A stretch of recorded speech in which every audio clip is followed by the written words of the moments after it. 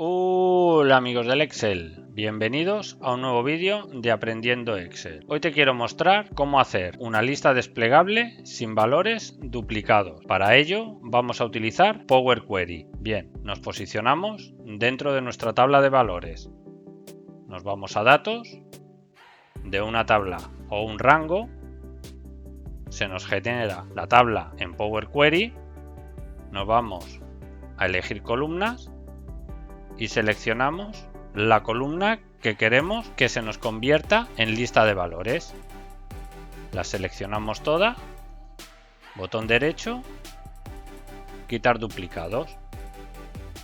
Para que se vea mejor en nuestro Excel, lo que vamos a hacer es cambiar el nombre. Para ello vamos a poner lista desplegable. Y le damos a cargar.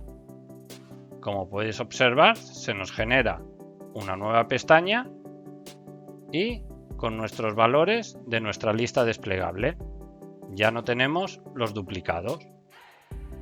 Bien, nos dirigimos a nuestra tabla, nos posicionamos donde queremos hacer nuestra lista desplegable, nos vamos a datos, validación de datos, en permitir una lista y el origen, nos vamos a lista desplegable y seleccionamos nuestros valores, aceptar y aceptar.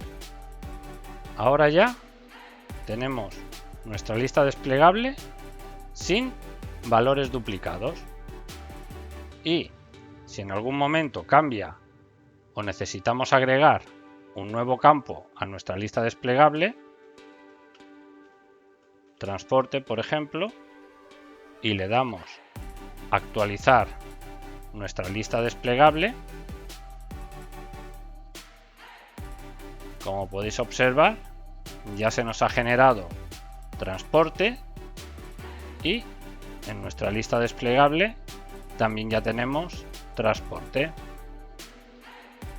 Bien, para no tener que ir dando cada 2×3 actualizar, lo que vamos a hacer es activar en propiedades, habilitar y seleccionamos 5 minutos, aceptar.